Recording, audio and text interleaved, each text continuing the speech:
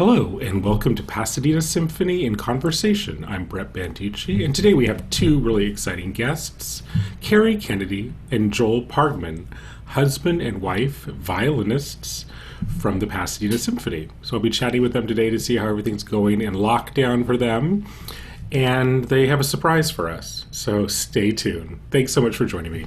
Hi, Brett. Hey, you three. Can you hear us? It's Ginger Rogers. So tell me about this quarantine for you two, your husband and wife, dueling violinists. Maybe not dueling. Duetting, rather. Duetting, that's the right way to say it. Yeah, here we'll get Oh yeah, let's see Ginger. Here's our sanity. She's kept us walking a few miles every day, and she's so cute. She's 9 months old, so actually almost 10 months now, and so we've had actually appreciated the extra amount of time we've been able to spend training her and doing all the stuff that you are supposed to do for your puppy. So. Except the part about mom and dad have to go to gigs one day.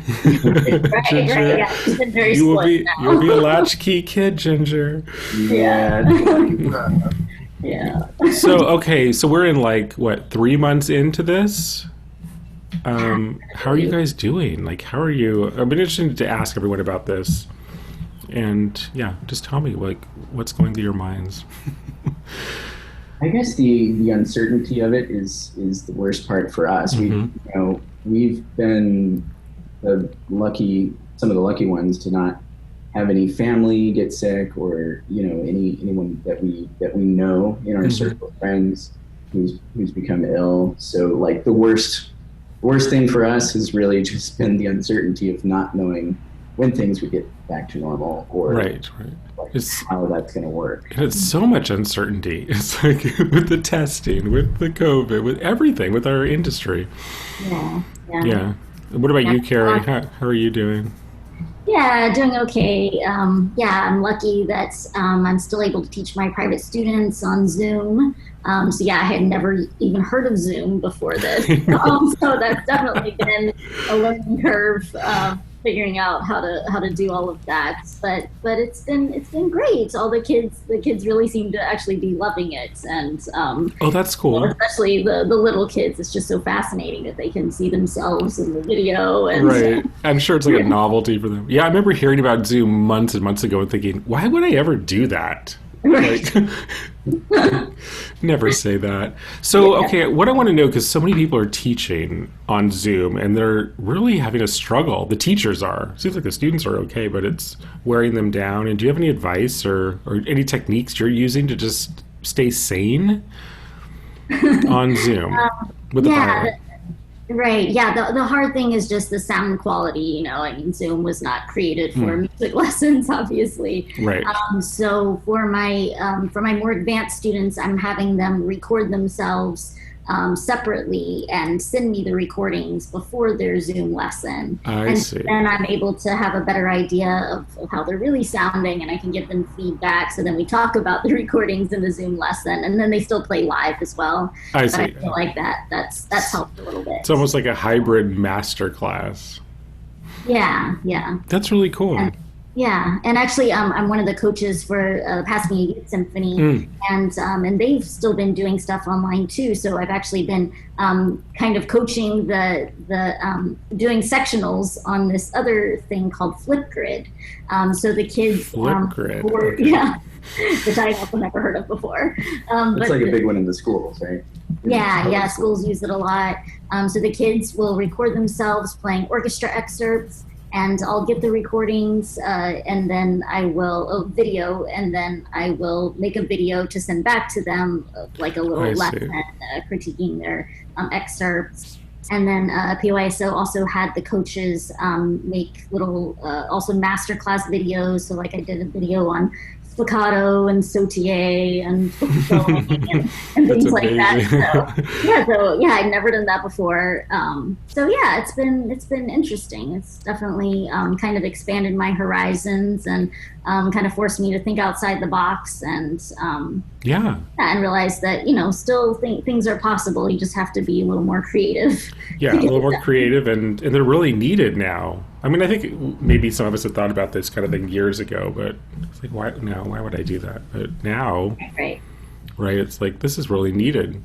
Yeah. Okay, And also so at the sorry, just No. on the video conference thing, the Colburn School actually has a room that is totally tricked out with high def video cameras and Wow. giant TV screens and a big sound system, and they've had this for years. like a smart room, right? Smart room, Yeah. that allows their teachers to teach remotely, and Yeah, that's Yeah. right. Yeah, this isn't like a new thing. yeah, I'm actually curious now about what kind of software they have been using, Hmm. how that's worked. If they had, They might be using Zoom. yeah, maybe so. But that would be interesting to. Yeah. And it'll be see if someone at the technology world, I mean, I don't know if we're a big enough, maybe we're too niche, but it would be great to have somebody invent some software that would really work for all of us, you know, from a music standpoint. I'm sure Yeah. it'll happen. Yeah, and even my students, right before the lockdown, a week after the lockdown was when they were supposed to have their certificate of merit exams. With Oh. categories. So they're still going to do them, but Oh, they have cool. to make videos of themselves performing all Wow. of their pieces. And so, yeah, so that's been interesting. Like, you know, also coaching the students through like how to make a good video and how to set yourself up and what to do. And yeah, and even I had to teach one of my younger students how to change his own string yesterday on Zoom. And that was interesting. Oh my Like all of a God. sudden, oh my gosh, my string broke. Where do I get a string? And most of the violin shops are closed. So You're like, oh, just hand it to me. Oh, no. Yeah. Yeah, they found the violin shop that was open and they could get a string, but they couldn't change the string for them because they just had to quickly like get the strings in the parking lot and then leave. And so then I taught them how to change it on Zoom. So it all That's amazing. Well, wait a minute. That begs the question. So what about your students tuning on Zoom? How does that work? Yeah, that's tricky too. Because the younger ones, usually I just tune their instruments in the lessons, so they Right. don't have to learn more on their own. And the parents are involved, and they're really great. So I had by tuners, people who didn't have tuners already, and taught them how to use them. I see. Okay. Okay, cool. So yeah, that's like they're learning. Yeah, this is great. I think they need these tools. And the recording too, that'll be useful. Oh yeah, I think I've learned more from recording and listening to myself, whether it's just audio or video, both, than anything else, as far as introspection. And no one else is around. Yeah. Oh yeah. You start listening to yourself. I had some scary moments too. But then you get over that too, and it's like, oh, that's cool. Like, it was scary, and now I'll be fine. Yeah, we're very lucky because when we bought this house a year and a half ago, we actually bought it from a composer who had turned the garage into a studio. And so That's we have a amazing. soundproof studio in the garage, and so we've been able to do recordings in there. So Joel has been recording, done some Star Trek and some American Dad. And Yeah, those shows just started back up again, and Oh, fantastic. thankfully they are still employing live musicians from home. Whoever's kind of Who's set up? do it. It's not the full orchestra. It's the fraction of the players, because I guess the reasoning is it's just too hard to patchwork too many different sounds and different room tones together and all that. So they kind of came up with like a basic minimum number of people to kind of make it sound more real, I guess. So tell us about like those challenges. What's that like now that you're in a room by yourself? Yeah. Well, talk about introspection. You're sending these things directly to the engineer, and it's just you. And so Right. you want it to sound your best. You don't want to let anything go. You don't want to. Those little imperfections that in a room full of people, they actually help the blend. I know that intellectually, that maybe I should just leave it the way I would naturally play it. But of course, under the microscope, I just can't. So I go back and forth, and I I even do some editing, you know, if there's a big jump like from a low thing to a high thing, I'll just be like, okay, I know, I'll just leave it off, and then I'll do a little edit. And of course my editing skills suck, so it takes an hour to do that one. Oh my God. Well, don't make it too good, or they're going to want it like this forever. I know. I don't want that. But I guess, yeah, the irony is it would probably sound better in the end if everybody was just a little bit fuzzy around the edges. So, whatever. I'm glad you're doing that, and you've got it all set up. And okay, tell me, you two, what about like a personal project between the two of you? Like, are you going to record, say, I don't know, make an album for the two violins, or Joel? Don't you have an album you wanted to release? I thought you had a project. Oh, you do. I've got some arrangements that I've written for the two. Oh, okay. And I've written exactly one original piece for two violins, and that was for a friend's wedding. Fantastic. So, yeah, that belongs to them, so I can't exactly. Oh, well, maybe there could be variations. Yeah, there you go. But yeah, he's done versions for two violins of some Piazzolla and jazz standards, Gershwin and Jerome Kern and like old Broadway standards. Oh, that's really cool. Oh yeah. Show you our little slideshow. Oh, yeah, let's do the slideshow. Well, that way we can show you in pictures what we've been up to. That's so fun. All right, so here we are. Here we are in our home studio, and I think, what were we recording? We were doing. Also for LA Chamber, we did something for Derek Spiva. Is a composer, and he... you know Derek, right? Mm-hmm. Yeah, I had him on the last podcast. He's amazing. Oh, okay, yeah. So we were supposed to premiere the last movement of his of this suite that he was right for us, and since that wasn't able to happen live, he just had all of us record our individual parts. And just an excerpt of it, and then he kind of pasted it all together. So, yeah, I watched it live. It was fantastic. Yeah, it really came off. Yeah, and the dancing and the dance was amazing. Yeah, it was so fun. His music is really, really fun. It was like really successful. These are great shots. Oh, you're wearing that shirt. Oh no, okay. same shirt. This is very embarrassing. I like that shirt, Joel. A tour of our outfits.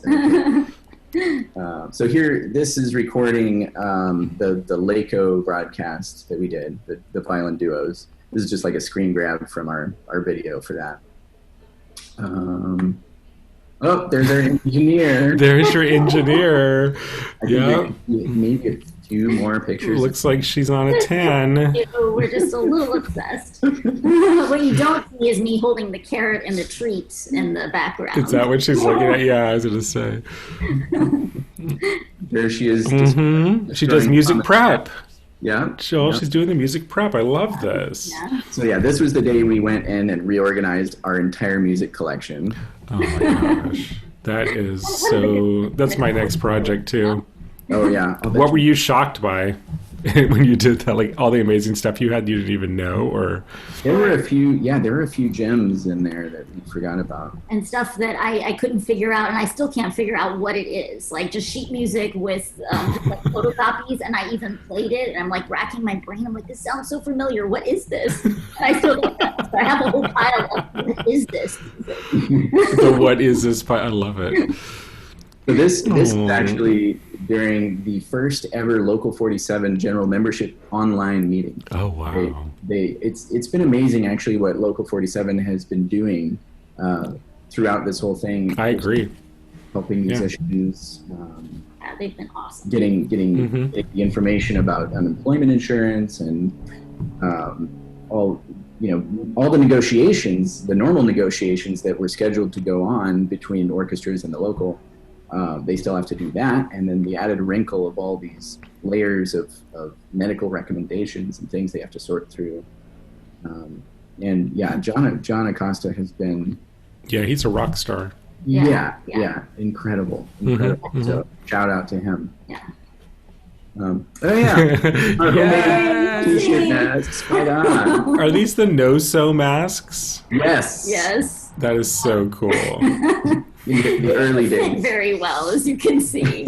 We've since moved on to better masks, but yeah, this was the first attempt. Oh, that is so cool. I love it. Yeah, my mom's been making hundreds of masks to donate to the organizations that need them, and I stole a few from her. She lives in Washington State and has been tireless, taking care of her grandkids, my sister's kids.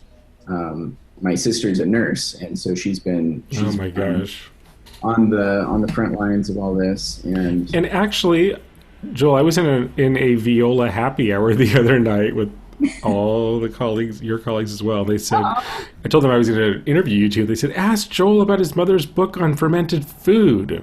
Oh, we'll get to that. It's in the slideshow. Oh yeah. Oh, that's in here? Oh, good.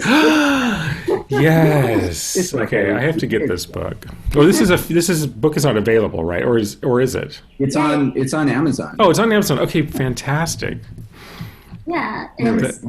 I'll show you since we can take a break from the. This is what I've got going on right now. Oh wow. Yeah, so we finally had some time to do some pickling, to do some fermenting. Oh my! I'm gonna get the book. Pickled green beans. It's smart to have that kind of food right now. Yeah. It's good for your immune system. Absolutely. Yeah. Preserved lemons. We have a Meyer lemon tree. So ooh. Lemons. That's been great. Yeah. So thanks, Mom. Yeah. Yeah. Oh, there's more. Oh, that looks good. Is that a Meyer lemon cake? Yep. Yes, oh, very nice. Olive oil, rosemary. So finally doing some baking. This is the first time Joel's ever made a cake from scratch. Yeah. Oh, great. Wow. And Joel, how did it turn out? It was pretty good. I think I would have used even more oil if I did it again. Oil. Yeah. And the oil makes it nice and light, right? And moist. Well, it makes it moist. Moist. Like have that because it doesn't have any dairy in it. Oh, yeah, right. And here's another thing that helps. Drinking. Yeah, it's this great winery. A little plug for our favorite Angela. Oh yeah, I need a new winery. Super Bloom. It's called Angelino Winery. And it's Angelino. in downtown LA. And it's actually, I believe, the only winery that's using all grapes from LA County. Oh, cool. This is the only true Los Angeles winery. Yeah, start to finish. Yeah. There, Angelino. And they'll deliver, They'll deliver. Yeah. Wow. We can deliver for free within a certain radius. Yeah, so this was a delivery we had, and if you look closely, you can see the Clorox bleach wipes in the background. I can already.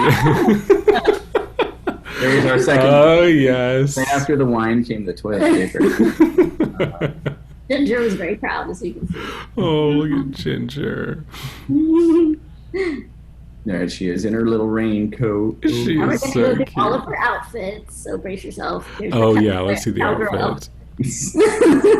Of course, this is during that long rainy spell that we had earlier. Yeah, she's got her little bandana mask. Look at her. She's ready for Swan Lake. Dress. Okay. Oh, yeah. Have you heard of the Pasadena parrots? Well, we have West Hollywood parrots, and they are wreaking havoc. Oh, no. How are yours? Yours look very nice. Well, they're very loud. But yeah, this is the first time that one has actually shown up in our backyard, and we were able to get this great shot of it. Oh, what a cutie. Yeah, ours are really loud too. And then they're just like chomping at these trees and everything's just falling down. It was pretty crazy. Yeah. Yes, that's what he's doing right here. I wonder if it's the same ones that are just going in a... Yeah, probably. Oh, this looks nice. Is this your backyard? Chilling in the backyard. Wow, that's beautiful. It's like right under where the parrots like to hang out. Of course. And blowing bubbles for Ginger. But these aren't just any bubbles. These are actually dog bubbles. What is a dog bubble? They taste like peanut butter. Oh. And them, they hang in the air, so she can actually jump and eat them and like grab them in her mouth. But what we didn't realize is that when they land on her fur, they basically turned her into a ball of cotton candy. She was Oh. like completely covered in this sticky goo. It was insane. It was really insane. So she gets little floating treats. Oh, She looks loved like she's having fun. Yeah. Oh, that's the end of the slideshow. Okay. Wow, that was fantastic. Okay, well, you guys are doing great in lockdown. So, I mean, yeah, the future is a big question mark, though, for all of us. I mean, especially performing arts and sports and anything that needs an audience. Yeah. Well, I was thinking, I think we're just going to have to get a little creative with that, too. You know, we're fortunate, unlike other areas, where our weather is great. I mean, we may just have to take all these concerts outside. Yeah. All right. Well, thank you guys so much. I'm glad you're doing well. Thanks for the slideshow, for sharing Ginger in your lives. And all right. So take care. We'll talk soon. Okay. Bye, Brett. All right. Bye.